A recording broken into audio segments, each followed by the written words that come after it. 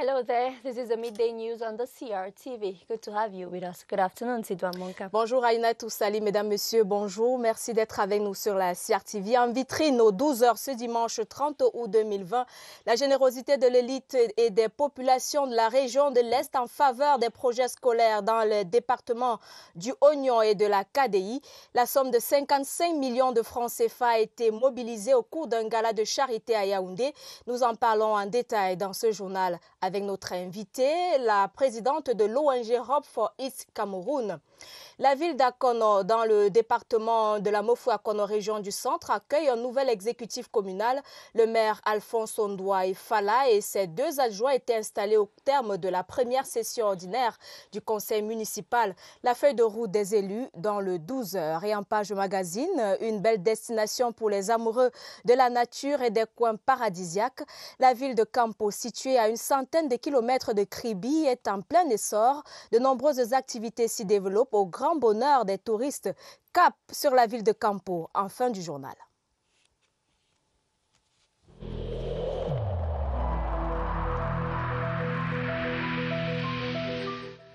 Il est essentiel que les mesures qui ont été indiquées soient absolument respectées par chacun de nous. Lavez-vous régulièrement les mains à l'eau et au savon ou à l'aide d'un gel hydroalcoolique. Restez à au moins 1 mètre de distance des autres personnes, surtout si elles toussent, éternuent ou ont de la fièvre. Si vous avez de la fièvre, de la toux ou des difficultés à respirer, consultez un médecin.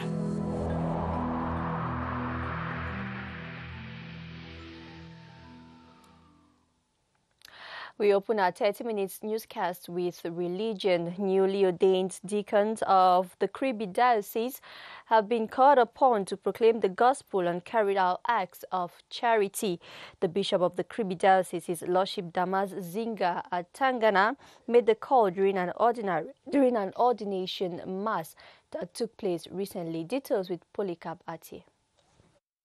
Adabet Esomba Bengono, Jean-Marc Menja Mbinda, and Dieudonné Belobo Abudu, who are now Catholic deacons, are set to proclaim the gospel, carry out liturgical services, and promote charity in the Kribi Diocese. These 3 deacons were ordained at the St. Laurent des Eaux parish by His Lordship Damas Zinga Atangana, Bishop of the Kribi Diocese, who during a pontifical mass organized to mark this day called on the newly ordained to remain holy before the Christians as they do the work of Jesus Christ.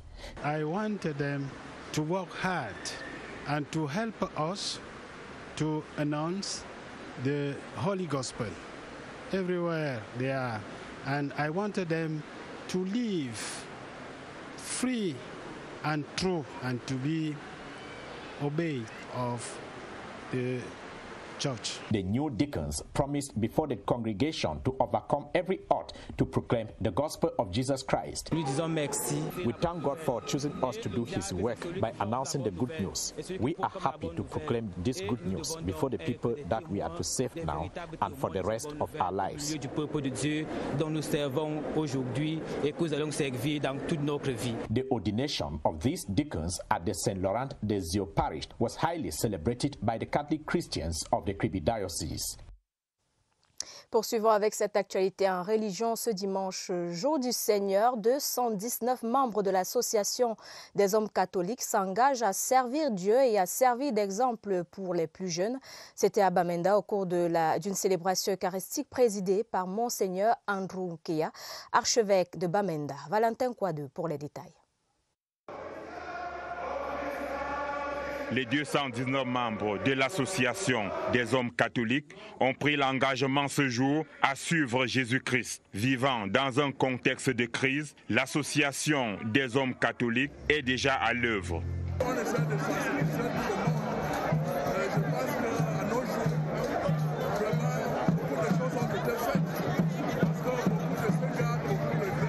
Monseigneur Andrew Nkeya, archevêque métropolitain de Bamenda, leur a demandé d'être des modèles et de promouvoir la paix.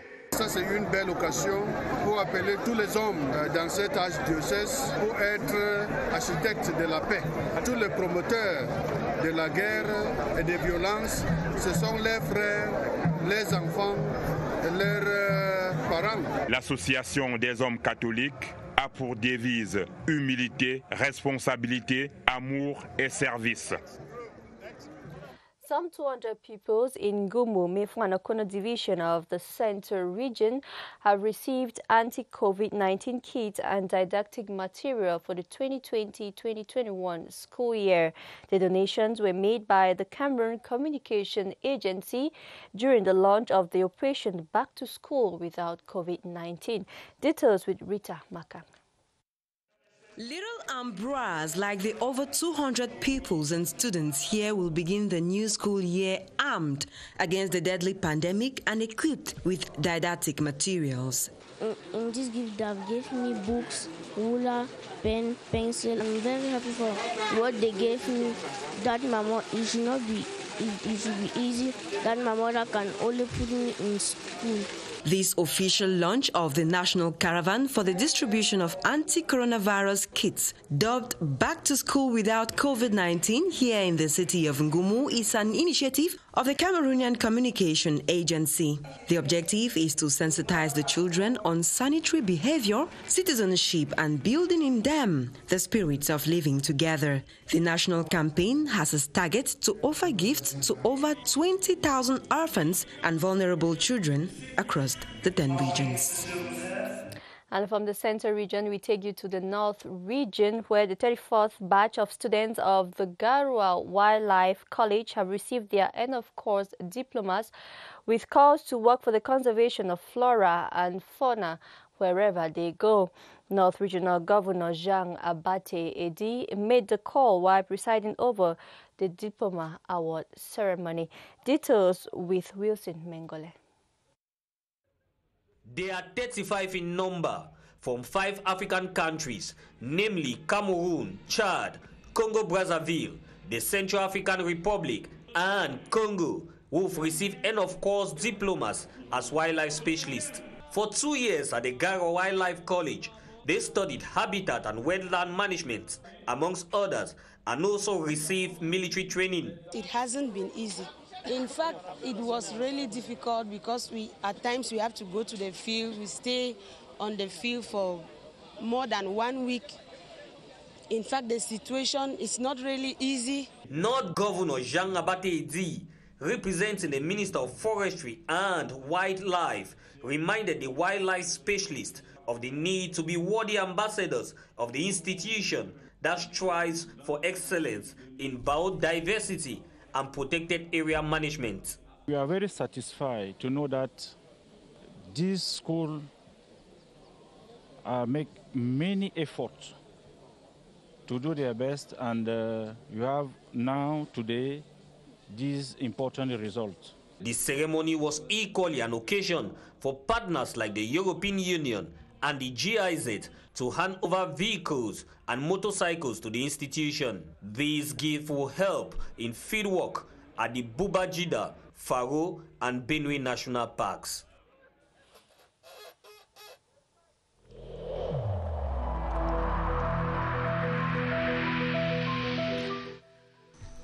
The wearing of face masks in public places will be mandatory until further notice.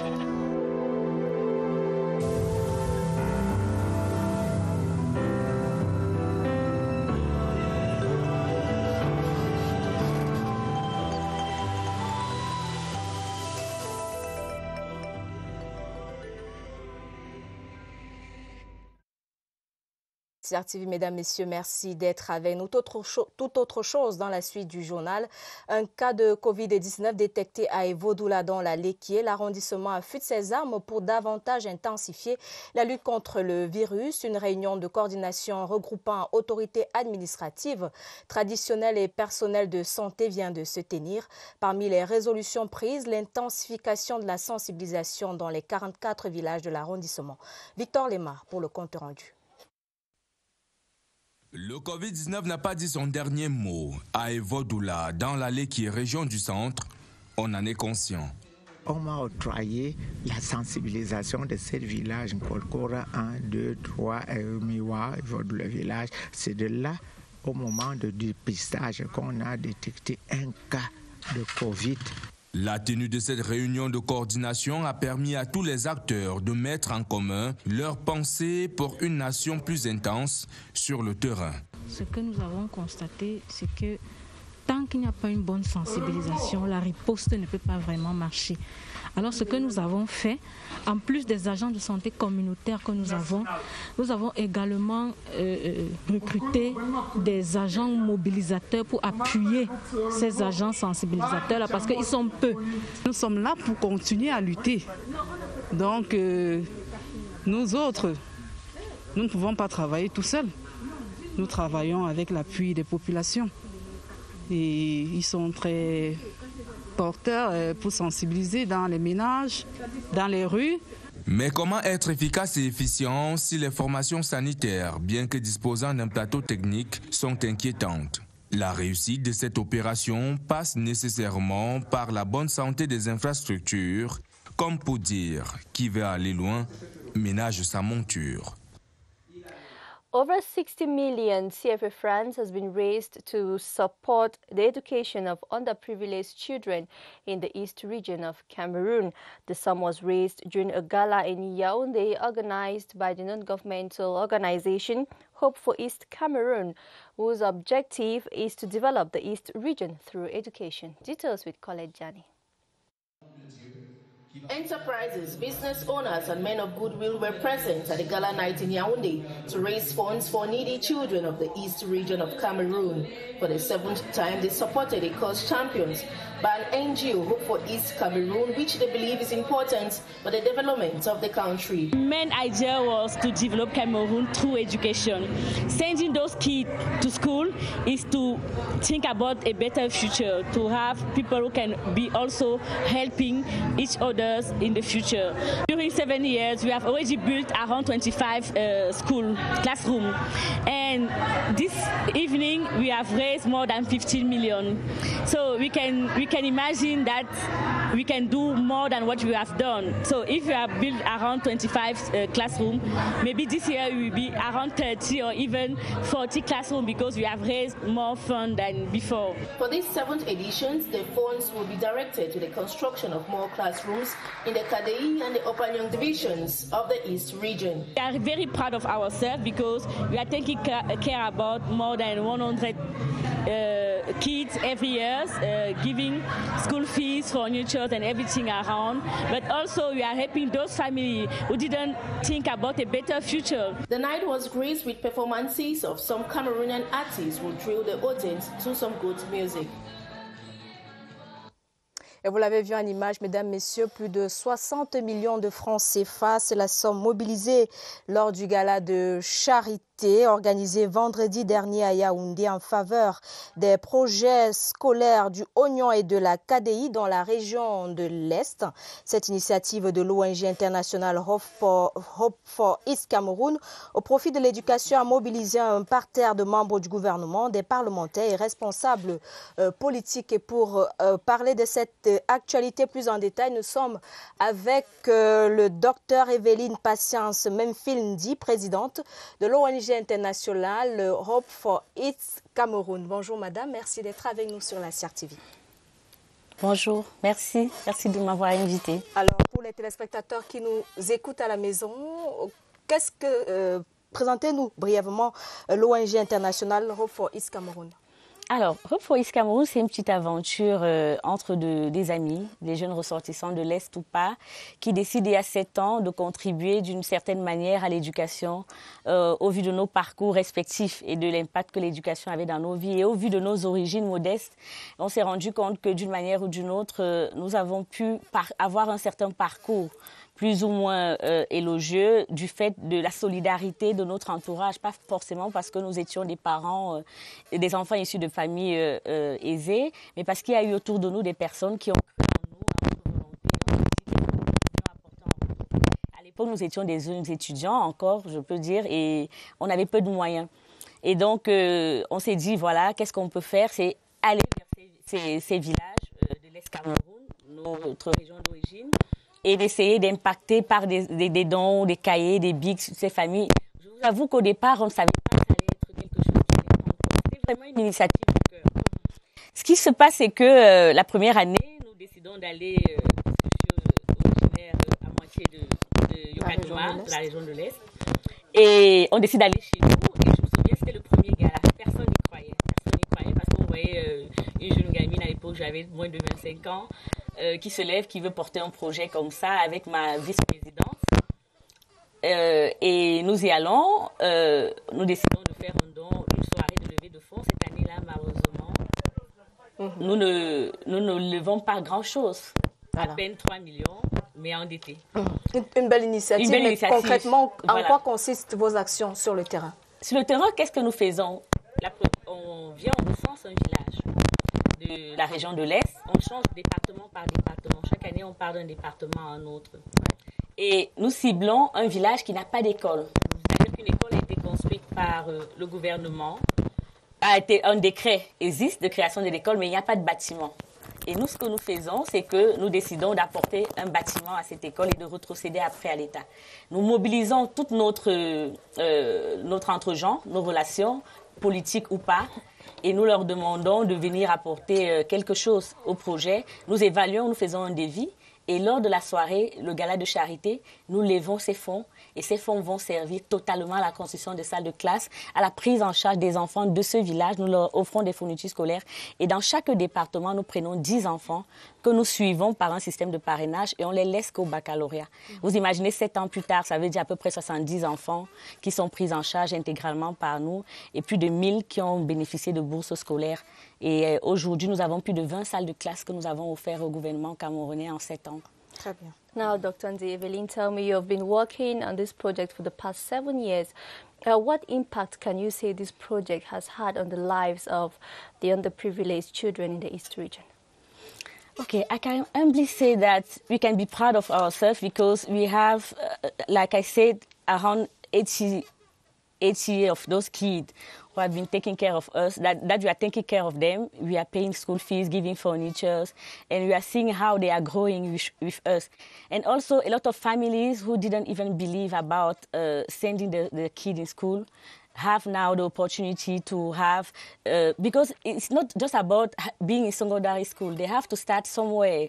And we have been thinking about building those primary school classroom, and then from there we can take them and bringing them to another level.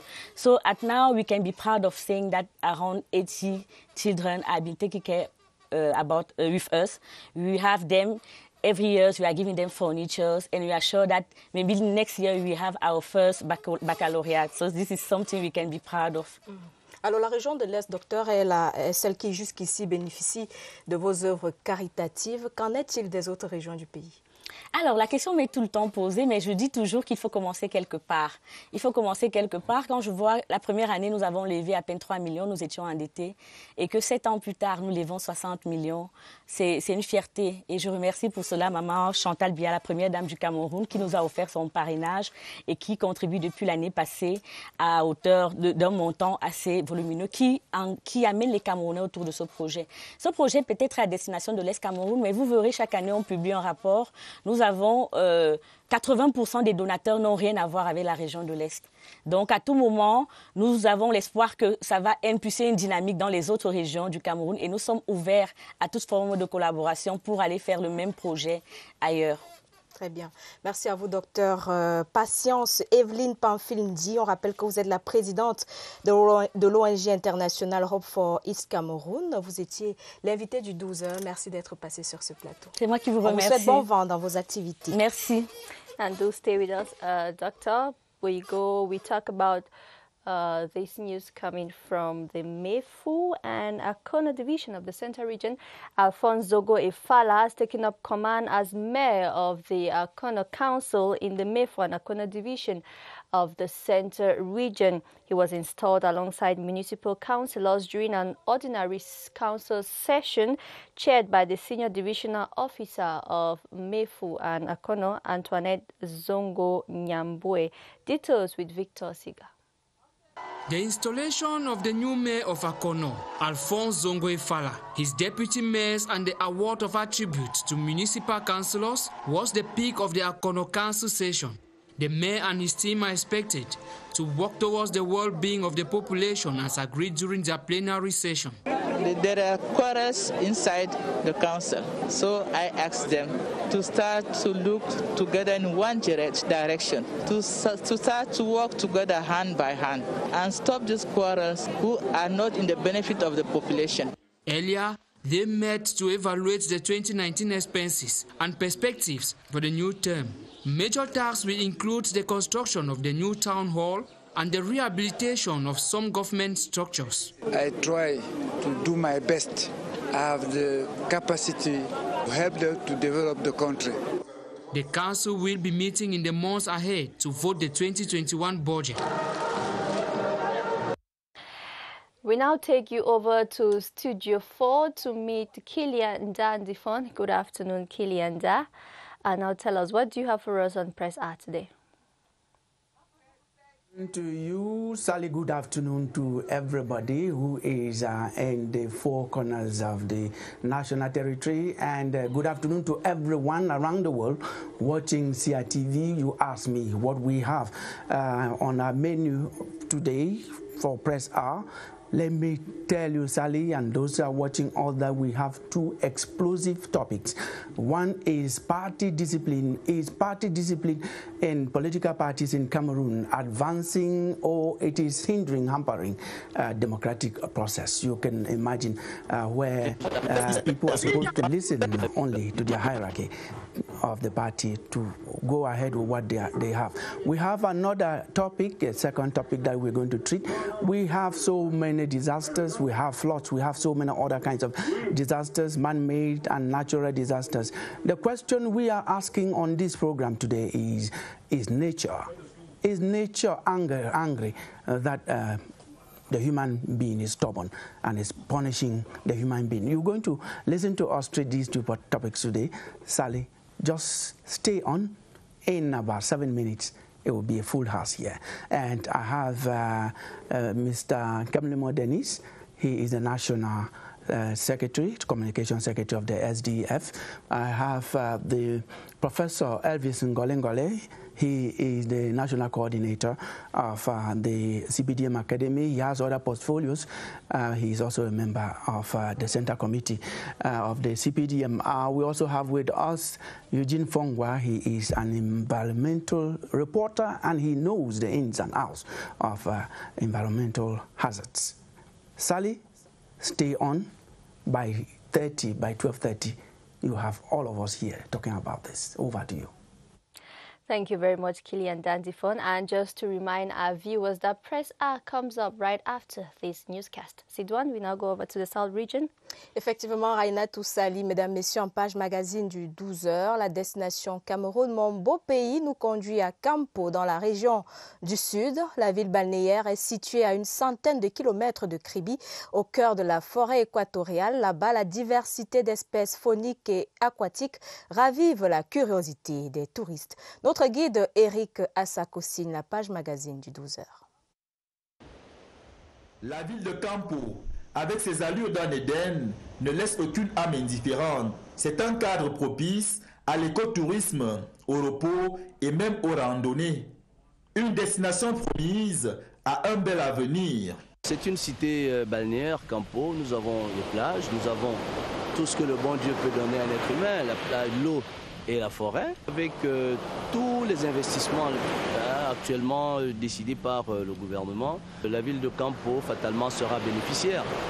La réserve du parc national de Kampoman, avec ses innombrables espèces fauniques, attise le charme de cette cité balnéaire. Ici, Pygmées, Bagueli et Bantous se côtoient naturellement comme des frères. Et même, les touristes d'horizons divers y trouvent leur place. Kampo partage une frontière fluviale avec la ville équato-guinéenne de Rio Kampo. Entre les deux rives, le spectacle unique d'une embouchure. Le thème qui se jette dans l'océan Atlantique rythme ainsi par l'union des eaux les échanges commerciaux entre les deux peuples frères. Une manne financière pour les services des douanes, une aubaine pour les pêcheurs, les vendeuses de poissons et les importateurs de vins et liqueurs. Après une dure journée de labeur, pas question de se tourner les pouces. Kampo by Night recrute ses adeptes. Les élites de ces localités en plein essor et peuplées d'environ 6000 âmes veulent se tenir la main pour redorer le blason de ce point au potentiel touristique énorme. Chaque élite, là où il est, peut apporter beaucoup dans la commune. Et je crois que ce n'est que comme ça par rapport au développement qui arrive. Là, si nous ne sommes pas soudés, on risque de rater ce train. Campo, malgré l'enclavement, ne ferme pas ses portes aux amoureux de la nature. Campo, une belle destination touristique en ce temps de vacances scolaires. Et avant de clôturer ce journal, mesdames, messieurs, cette actualité triste, la nation reconnaissante envers Stephen Tato, l'ancien capitaine des Lions Indomptables, a été élevé à la distinction de commandeur de l'Ordre de la Valeur à titre posthume sur très haute instruction du chef de l'État, son Excellence Paul Biya, représenté à ses obsèques par le professeur Narcisse Mwele Kombi. Stephen Tato repose désormais au cimetière de Mvoli à Yaoundé. Évariste Yenga. Ici repose Stephen Tato. La terre du cimetière d'Unvolier à Yaoundé s'est refermée sur le premier Africain à avoir enchaîné 2 Coupes du Monde de football comme capitaine de sa sélection nationale. Les derniers adieux de sa famille sont rentrés sous terre avec lui. Capi, que ton âme se repose en paix. Et un jour, je crois qu'on va se retrouver encore. Je n'ai aucun mot pour décrire mes sentiments à l'heure actuelle. Tout ce que je peux dire, c'est repose en paix, papa. Avec lui aussi, les couleurs nationales qu'il a défendues avec honneur et passion. Le chef de l'État lui a témoigné sa compassion par une lettre de condoléances du couple présidentiel. Mais pas que. Il y a aussi une reconnaissance ultime. Une médaille de commandeur de l'Ordre de la Valeur à titre posthume, décernée par le professeur Narcisse Mwele Kombi, représentant personnel du chef de l'État. À la suite de l'office religieux dirigé par Monseigneur Jean Barga, les témoignages ont dessiné le visage d'un capitaine des Lions Indomptables exemplaire, dont l'une des valeurs est l'humilité légendaire. Sa complicité a remis à la surface ses petites appellations affectives. Tara pour certains, Mon Type pour d'autres, Big Massa à d'aucuns ou encore Capi, le capitaine dont les obsèques ont drainé du beau monde. Autorités administratives, membres du gouvernement, anciens lions indomptables, sportifs de tous bords, familles et proches. Le lion de 57 ans, originaire de la Magnou, s'est endormi pour l'éternité. And he will definitely be missed. And that report brings us to the end of our midday bilingual newscast. Thank you so much for your company. Sidouandou, have a wonderful week ahead. Bonne fin de week-end à vous, Raina Toussali, mesdames, messieurs. Bonne fin de week-end. Pour les éditions du 12h de la semaine, dès demain, retrouvez Martine Noël Ndengue et Diane Gassa aux 12h. Nous, on vous souhaite un très bon début de semaine et à bientôt sur la CRTV.